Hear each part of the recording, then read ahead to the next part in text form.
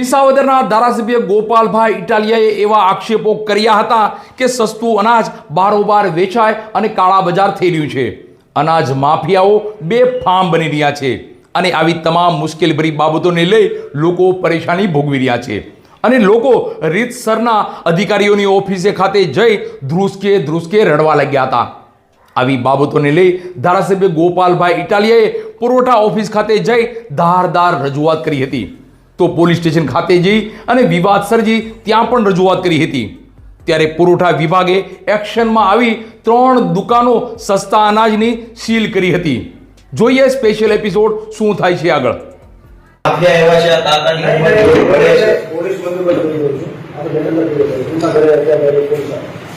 Police નો હું ભરોસો બધા મળેલા છે સાહેબ.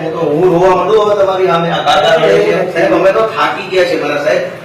તમે ધારાસભ્ય રીતે તમે આવ રખડાવો છો ખાઓ. આ કાકાની ઉંમર જુઓ સાહેબ. આ માફિયાઓના ત્રાસની નોંધ લીધો તમે જુઓ. આ માફિયા વિસાવદરમાં અનાજ માફિયાનો સાહેબ તમને ખબર નહીં મળે. હું રાજકીય માણસ છું, કદાચ હું ખોટું બોલતો હોઈશ. તમને લાગે છે ખોટું બોલ્યો? દાદાનો વહીવટ કેટલા 2 દુકાનો ચાર્જમાં તમે આ બાબતમાં એફઆઈઆર એનો લખાવીશ પણ મારે કેવું છે સ્પીકર ગાયને 4 દિવસ આખી દુકાન કોઈ દિવસ ક્યાંક ફરિયાદ નહીં. સમજી ગયો સાહેબ ને પૂછો, હું પૂછી લઉં સાહેબ. હું રાજીનામું દેવાય કે તને સારા માણસ દુકાન તમારી વ્યવસ્થિત છે આ પોતે બરાબર છે, પણ હું હવે જવાબ જે તપાસ કરીને કાઢીને આ દુકાનો વેચ્યું છું એના આધારે હું કલેક્ટર સામે દરખાસ્ત કરી દઈશ. મને હુકમ કરી દેશે અનાજ માફિયાઓને તમે કઈ કરી શકો એમ તમારા સાહેબ. દરખાસ્ત ને કાગળ ને પરિપત્ર તો સરકારી વાત છે, એનો કોઈ મતલબ નથી.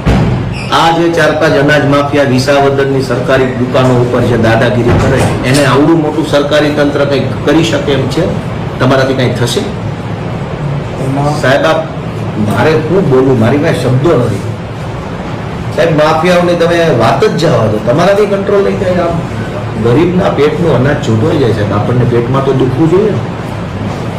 આપણે છેવાડાના વર્ગમાંથી આવીએ છીએ. તમે ગરીબ પરિવારમાં થશો, હું છું. આ બધા આપણે જે તે આપણો ભૂતકાળ જુઓ. આપણે ગરીબ પરિવારના માણસો. આપણી જેવા બીજા ગરીબ બેન દીકરીના 4 કિલો ઘઉં કોઈ માફિયા તંત્ર લઈ જાય ને આપણો જીવ ન બળે, આપણે માણસ જ નથી રહ્યા સાહેબ. આપણે માણસ મટી ગયા. સાહેબ તમે લાલભાઈને બોલાવી કરી દો કે અત્યારે વિતરણ 3 દુકાનનું કરવાનું છે. એ કરી દેશે, બેન કરી દેશે, બેન કરી દેશે. હા, બેન કરી દેશે. એ ચિંતા કર ભાઈ, થઈ જાય. હા હો કરી દેશે. નગર પછી બોલા કદા બોલો ના પાડે તો એ નો કે ના ના ના એ ચિંતા કરો મત. એ તો બેને કહી દીધું. ઈ જ કરે છે. ના ના એ બેને કહી દીધું. એ ચિંતા કરો સીધો ના પાડે. તમે બેન બેન કરી દેશે. એ કોઈ ચિંતા નથી. એ થઈ જાય. એ ઉપાધિ આજ તમે હોઈ જાવ શાંતિ છે. છાના રહી જાવ, બહુ રોવાય નહીં. આ છોકરા બેઠા છે. ગોળી પી છે સાહેબ? મોટા મોટા સોંડા બ્રાહ્મણની ગોળી. હા એવું ન કરે કે આ બધી માથાકૂટો જે કંઈ થયું એના કારણે બાપાને દબાવી અને ભાણભાઈનું વિતરણ કરવાનું છે. રેગ્યુલર વ્યવસ્થિત વિતરણ પૂરું ઓગસ્ટમાં કરવાનું. તેલ એમના ચલણ ભરેલું છે ને દાદાએ, એમાં છૂટા કરાવવાનું. પછી ચાર્જ છોડે તો એને વાંધો નહીં ને. હા બરાબર. એટલે બાયણામ કઈ નથી, પણ આપણે લીગલ તાળું તોડવું પડે ને. એ બેન એક હથોડી લઈ લ્યો ને. હથોડી કે કોઈ લઈ લ્યો. દિલભાઈ હથોડી લેતો જ કા કોઈ લેતો? હથોડી કોઈ લેતો.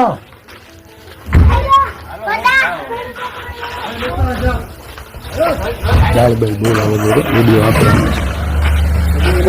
ચાલુ છે. હે ચાલુ છે. પુરવઠાના અધિકારીઓ ડેપ્યુટી કલેક્ટર લખેલું ગાડીમાં જોયું પણ એ ભાગી ગયા બધા. સાહેબ આવ્યા ક્યાં વૈયા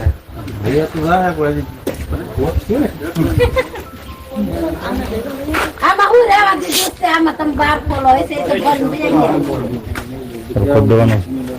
તો ચાલુ છે.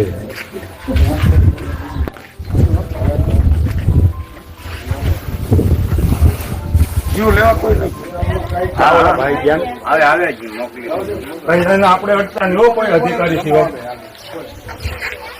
આમાં પછી સિંગર આવશે તમારે થતા.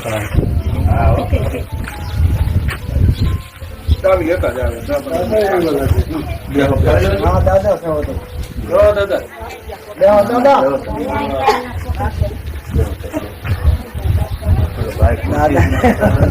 આની ખુરશીઓ બે ચાર ખુરશી જો લક્ષ્ય થોડી કેવું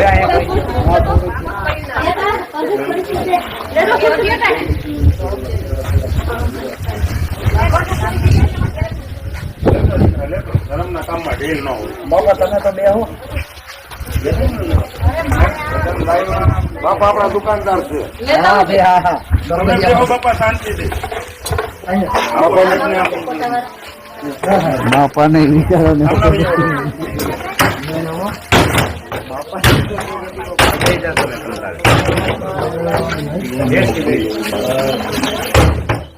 મને બોલાય કીધું કે તગર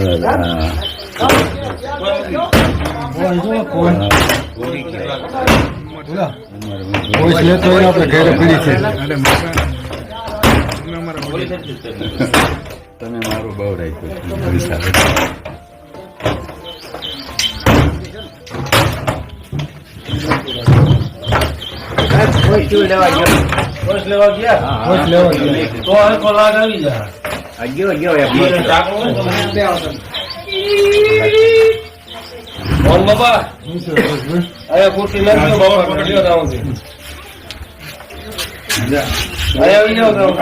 મોટા માથા થઈ ગયા.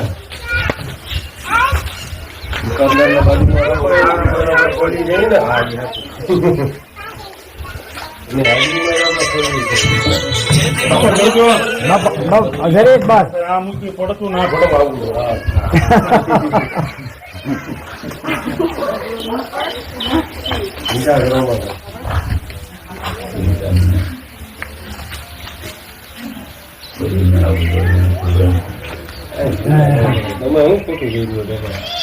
બાપા છે ને બાપા સાહેબ નિખાલસ છે નિખાલસ સદા કરવા વાળો ભાઈ પોતે બાપા કોઈ દી અહીંયા દેખાણા નથી. હા ગયો આવે આવે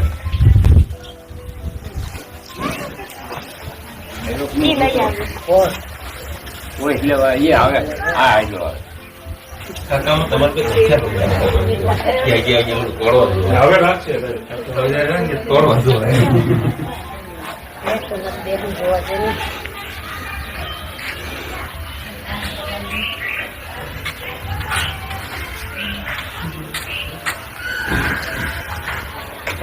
આવ્યો તો ખરો જુવાન બીજે અઠવાડિયે લેતો આવ્યો ખાલી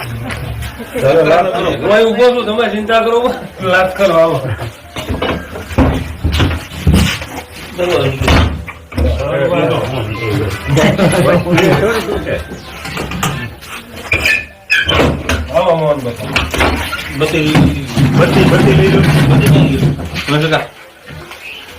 ઓલી ગાડીમાં બત્તી લઈ લો બેટા.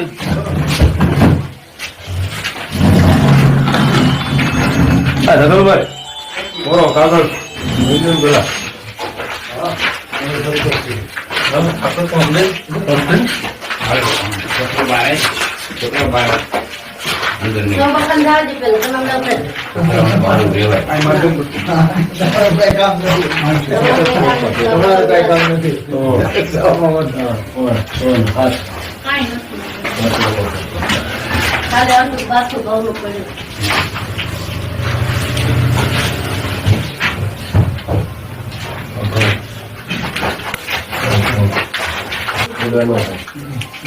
હેલો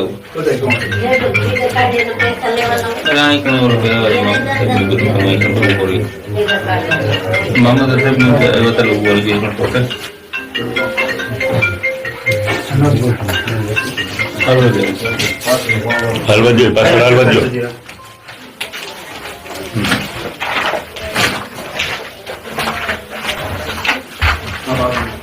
બસ આમને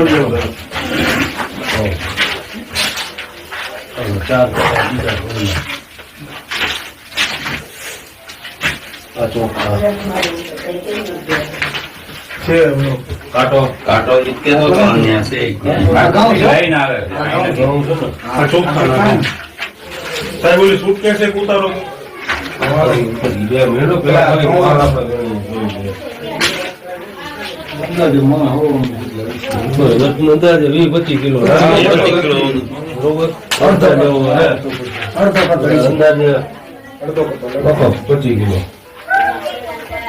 અંદાજે લગભગ એમાં છેલ્લા આપણે ઉલ્લેખ કરી દઉં કાંટો ન હોય અંદાજે 25 કિલો ચોખા 25 કિલો પાણી અડધો ઘટો 25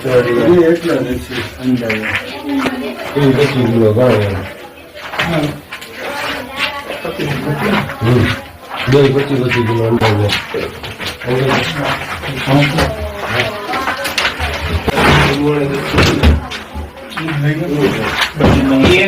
ચાલો એ મૂકી દે ભલે ને આપણે જોવાઈ ગયું ને હવે જે માલ આવે બાપા બીજો છે આ સિવાય કઈ માલ મોહનભાઈ છે હોય તો કહી દો દુકાનમાં જ અમારો માલ હોય. દુકાનમાં જ માલ હોય ને આ ગોડાઉન છે કે મૂક્યું નથી દુકાનનો માલ એટલો આપણે જે ગયો સરપંચ અહીંથી હે સરપંચ માલ અહીંથી કઈ ભરાણો હોય એવું કઈ 3 થી 4 દિવસ પેલા બાજુવાળાને એવું કીધું હતું કે અહીંથી માલ ભાઈ બોલેરો ભરતા હતા રિક્ષા રહેતે 4-3 વાગે આવી અને 4 વાગે ભરીને વહી ગઈ. રાત્રે 4-3 વાગે આવી. એના બાજુવાળાનું કહેવાનું છે.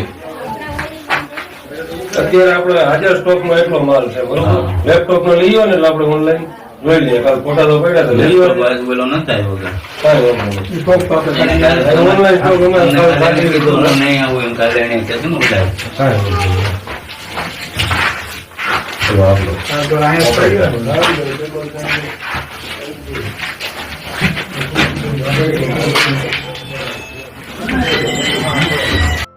વિસાવદર તાલુકાની અંદર અમારી 3 દુકાનો જે છે મોટી પિંડાખાઈ, માંગનાથ પીપળી અને કાકચિયાળા એ દુકાનો અને એને સંલગ્ન જે ગામો છે એમની સામે જે અમને ફરિયાદ મળેલી હતી અને એ ફરિયાદના અનુસંધાને અમારી ટીમો દ્વારા તપાસણી કરેલી. કુલ 6 ટીમો અમે બનાવવામાં આવેલી છે અને અમારા જે ચીફ સપ્લાય ઇન્સ્પેક્ટર છે એ ગઈકાલ રાતે અને આજે 3 દુકાનની તપાસણી કરી છે.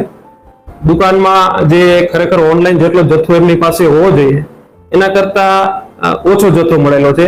એટલે 3 દુકાનના જે લાયસન્સ છે એ અમે હાલ પૂરતા સસ્પેન્ડ કરી દીધા છે અને એ દુકાન છે એ અન્ય દુકાનદારને ચાર્જમાં આપશું જેથી વિતરણ વ્યવસ્થા જે છે એ ખોરવાય નહીં. અને ત્યારબાદ જે આનો કેસ ચાલશે અને જો પુરવાર થશે વસ્તુઓ તો એમાં સખત કાર્યવાહી કરવાની રહેશે. ક્યાં દુકાનો સસ્પેન્ડ કર્યા એ છે આપણે મોટી પિંડાખાઈ, માંગનાથ પીપળી અને કાકચિયાળા. જે અનાજનો જથ્થો પકડ્યો છે દાવો કરે છે કે આ સરકારી અનાજનો જથ્થો છે એમાં કેટલું તથ્ય છે?